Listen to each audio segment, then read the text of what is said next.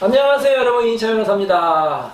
자, 오늘도 제가 이제 채널A 방송에 이제 행복한 아침이라고 매주 월요일날 출연하거든요. 거기 방송 나왔던 그 내용 중에 재밌는 사례를 이제 몇 가지 소개해 드릴 거예요. 자, 친구분 안녕하세요. 안녕하세요. 네, 오늘도 어떤 사례가 있나요? 네, 오늘은 이런 사건입니다. 네. 식물인과 남편 두고 네. 바람 피운 아내 사건. 네. 자, 어떤 사건인가요? 내용은 다음과 같습니다. 네. 지난 2010년에 있었던 판결인데요. 네. 이 사건의 남편은 지난 2006년 트럭을 점검하다 네. 바퀴가 미끄러져서 트럭에 깔려 식물인간 상태에 아이고. 빠졌습니다. 네. 1년 전 결혼한 부인은 남편을 간호하다가 시어머니와 다툰 뒤 집을 나가버렸습니다. 네. 가출한 거죠. 네네. 이 부인은 다른 가족들과 상의 없이 남편에 대해 금치산 선고를 청구하면서 네. 남편의 모든 법적 권한을 행사할 수 있게 되었는데요. 네. 하지만 부인이 다른 남자와 바람을 피운 사실이 드러났고 네. 시어머니가 며느리 상대로 이혼 충고 소송을 낸 사건입니다. 아, 그렇군요. 자, 정말 안타까운 사건인데, 우리가 이제 또 갑자기 사고가 나면은 뭐, 식물인간이 되고, 심지어는 의료사고 때문에 식물인간이 되는 경우가 있고, 교통사고나, 아니면 뭐, 뇌졸중이나 그런 걸 쓰러져가지고 식물인간 상태로 되는 경우가 있어요. 자, 근데, 일단 이럴 수가 있어요. 저희 사무실에도 이제 이혼하러 많이 오시는데, 이제 부모님이 대신 오는 경우가 있어요. 우리 아들 좀 이혼시켜달라, 이제 딸 좀 이혼시켜달라. 자, 근데, 부모님이 사실 원칙적으로는 대신 이혼 청구를 할 수가 있을까요? 부모님이. 그건 어려울 것 같은데요. 그렇죠. 원칙적으로 안 되죠. 이혼은 부부 당사자가 하는 거예요. 당사자가 하는 거지 부모가 대신하는 게 아니거든요. 자, 근데 당사자가 이혼을 할지 안 할지 지금 의식불명이야. 의사표현 할 수가 없잖아요. 자, 그 경우에는 예외적으로 부모가 대신 청구할 수가. 그게 뭐냐면 바로 후견인 제도예요. 성년 후견인. 네, 성년 후견인. 지금은 성년 후견인. 예전에는 이제 금치산 후견인이었죠. 자, 이때는 이제 금치산 제도가 있었을 텐데, 그래서 이제 그 부모가 후견인이 돼서 청구하려고 했더니 이미 아내가 후견인이네. 자, 그럴 경우 어떻게 하느냐? 후견인은 이해 그 충돌 문제 때문에 특별 대리인을 이제 신청하는 거예요. 그래서 제3자입니까? 제3자가 될 수도 있고 이제 그 부모가 됐을 때 여기서는 어머니가 이제 특별 대리인이 돼서 며느리에게 이혼 청구했어요. 자, 이혼이 됐을까요? 이혼 됐을 것 같습니다. 네, 이혼이 됐습니다. 이제 아내가 이제 부정행위가 있고 이제 어머니가 적법하게 특별 대리인이 선임을 신청했기 때문에 이혼 청구 가능한 그런 사건이었습니다. 물론 부정행위의 명확한 증거를 재판 예, 과정에서 있겠죠. 입증했겠죠. 네네. 그렇군요. 자, 근데 그렇다면 다 이런 사건이 있느냐? 이거와 반대되는 사건도 있었어요. 2010년에 선고된 사건인데요. 남편이 이제 뇌질환으로 쓰러지게 됐습니다. 식물인간이 됐는데 아내가 남편을 극진하게 간호를 했어요. 그리고 남편이 회사를 운영했는데 그 회사도 이제 아내가 대신 운영했고 자녀들도 잘 키우고. 자, 근데 이 식물인간 간호하는 게 힘들겠죠. 그렇죠. 네, 간병하다가 이제 아내가 지치고 힘들었고 외로워서 다른 남자를 만나게 됐어요. 그래서 그 남자랑 이제 호텔에서 이제 투숙을 하다가 시댁 식구들한테 걸리게 된 겁니다.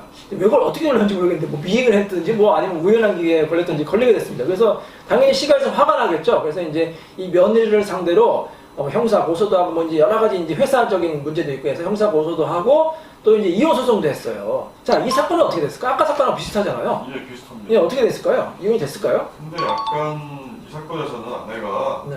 남편을 좀 옆에서 간호하고 남편이 회사를 또 열심히 운영했다는 기여도가 네. 인정이 될 것 같은데요. 예, 맞습니다. 결과는 저도 잘 모르겠습니다. 결과는 아내가 이제 승소할 수 있었는데 이제 아내는 이제 그 법정에 나와서 아마 울면서 이렇게 호소했던 것 같아요. 뭐 본인이 한번 실수를 했지만 그래도 남편을 사랑하고 앞으로도 남편을 계속해서 잘 치료하고 간병하겠다. 그래서 이혼을 좀 막아달라. 법원이 아내 손을 들어줬어요.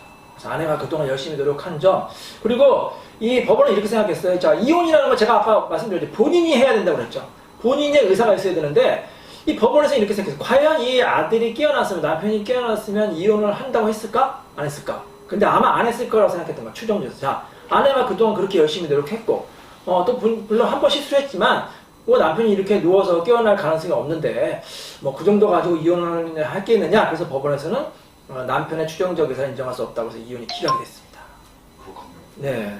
이와 반대로 반대되는 사건이 있어요. 예를 들어서 그 배우자가 식물인간이 됐다. 그러면 이제 계속해서 간병하다가 지쳐가지고 지금 이 사건 같이 예를 들어서 뭐 아내나 남편이 다른 사람 만나거나 뭐 다른 이유 때문에 이혼을 청구할 경우에 예를 들어서 그러니까 이 깨어있는 배우자가 남아있는 배우자가 식물인간이 된 배우자를 상대로 이혼을 하겠다고 청구한 거예요. 그러면 이혼이 인정이 될까 안 될까요? 일반적으로. 될 것 같습니다. 될 것 같아요? 예. 왜요? 이 사람은 식물인간은 잘못한 게 없잖아. 이혼은 사실 잘못한 사람이 있어야지 청구할 수 있잖아요. 뭐 열심히 두 번째 사연 같이 네. 열심히 간호도 하고 어느 네. 정도 기여하는 게 있고 네. 후견인 같이 누군가 되려 해줄 수 있다면 물론 이제 친정 쪽 가정이 될 것 같은데 네, 네. 이혼이 될 것 같은데요. 네, 맞아요. 이게 또 2009년에 이제 선고된 사건인데요. 사건이 또 있었군요. 예, 이제 서울가정법원에 아주 유명한 사건이 있었어요. 아주 금술이 좋은 부부가 있었습니다. 금술이 정말 좋은 부부가 있었는데 이제 그 남편이 아내가 임신했으니까 얼마나 기뻤겠어요. 그래서 뭐 정말로 기뻐했는데 출산 과정에서 그만 안타깝게도 이 아내분이 이제 쇼크가 온 거예요. 이제 출혈도 많고 쇼크가 많이 와가지고 의식 불명 상태에 빠져가지고 식물인간이 됐어요. 식물인간이 됐는데 다행히 이제 자녀는 좀 출산을 했던 것 같은데 다행히 인구 수술로 이제 자녀는 이제 태어났겠죠. 근데 이제 이 아내는 계속해서 깨어나지 않은 거예요. 남편이 얼마나 황망했겠습니까? 그렇게 사랑하던 아내가 갑자기 식물인간이 됐으니까. 그래가지고 병간호를 했는데 무려 7년 동안이나 병간호를 했던 거예요. 7년 동안이나. 극진하게 정말로 병간호를 잘하고 거의 매일매일 병원에 가거나 이제 아내를 잘 도사병 같은 그동안 또 아이도 잘 키웠겠죠. 자, 근데 어느 날 장인 장모가 이 사위를 부른 거예요. 사위를 불러가지고 이렇게 얘기를 합니다. 자네 그동안 너무 수고 많았네. 근데 이제 그만 자네도 자네 인생 살아야지. 이제 그만 떠나게 그러는 거예요. 그러니까 사위가 놀랬잖아. 아이고 어머니 아니 무슨 말입니까? 했더니 이제 그만 이혼하란 말일세. 그렇게 하는 거예요. 이제 사위를 보내준 거죠. 장인 장모 입장에서도 좀 굉장히 마음이 안 좋았겠죠. 미안하기도 하고 고맙기도 하고 해서 또 사위 또 이제 젊은데 평생 그러고 살 수는 없잖아. 그래서 이제 이혼은 이제 권유한 겁니다. 그래서 이 남편이 어쩔 수 없이 이제 그 서울가정법원에 이혼 소송을 했어요. 자, 여기 이혼 됐을까요, 안 됐을까요? 이 사건에서. 됐을 것 같습니다. 예, 우리 법원에서는 서울가정법원에서 이혼을 인정해줬습니다. 자, 물론 비록 이제 아내가 뭐 잘못한 건 없지만 그동안 뭐 말씀하신 대로 남편이 정말로 할 도리는 다 했고 더군다나 그 아내 측의 부모님이 다 동의했거든요. 동의했기 때문에 우리 그 민법 840조 6호에 기타 혼인을 지속할 수 없는 중대한 사유에 해당한다고 해서 이혼을 인정해줬어요. 자, 여러분 어떻게 생각하시나요? 혹시 여러분의 배우자나 아니 가족이 이제 식물인간이 됐다. 그러면 당연히 인간의 도리로서 열심히 치료를 해야 되는데 뭐 1년, 심지어는 뭐 10년, 20년 깨어날 가능성이 없다. 계속 그러면 기다리고 깨어날 때까지 기다릴 수도 없고 그러면 또 이혼을 해야 되는지 말아야 되는지 어떻게 해야 되는지 자녀는 어떻게 해야 할지 여러 가지 법적인 문제가 있는 것 같아요.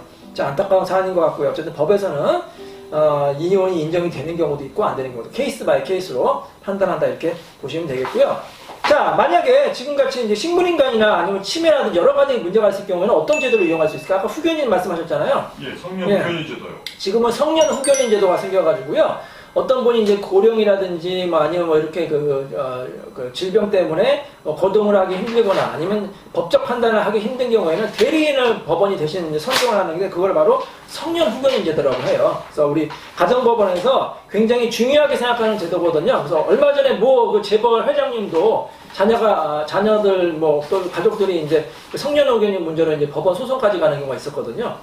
그래서 이제 그렇게 재산이 많은 분, 그 두 가지 경우에 이제 성년 후견인을 신청할 수 있는데 첫 번째는 재산이 많은 분이 그 재산을 뭐 어디 낭비하거나 그런 경우에는 그걸 막아야겠죠. 그래서 막는 개념으로 할 수도 있고 또 아니면 이 재산 가지고 가족들이 싸우는 경우가 있어요. 뭐 재산을 뭐 예를 들어서 큰아들이 다 가져가려고 한다. 아니면은 그분을 어디에 모셔야 될지 병원 치료 어디에 받아야 될지 가족이 합의가 안 되는 경우가 있잖아요. 분쟁이 생기는 경우에 법원에 성년 후견을 신청하면 성년 후견이 누가 되냐면 이 변호사라든지 뭐 법무사 그렇게 법률 전문가나 아니면 뭐 어떤 그 법인이라든지 아니면 또 가족 중에 한 분이 이제 또 성년 후견이 되는 게 있고요. 또 성년 후견 신청하면 성년 후견이 마음대로 다 뭐 재산 관리라든지 그런 걸 다 하는 게 아니라 법원에서 감독을 해요. 또 후견은 감독이 있기 때문에 굉장히 공정하고 투명하기 때문에 여러분 성년 후견 제도 또 많이 이용해 주시기 바랍니다.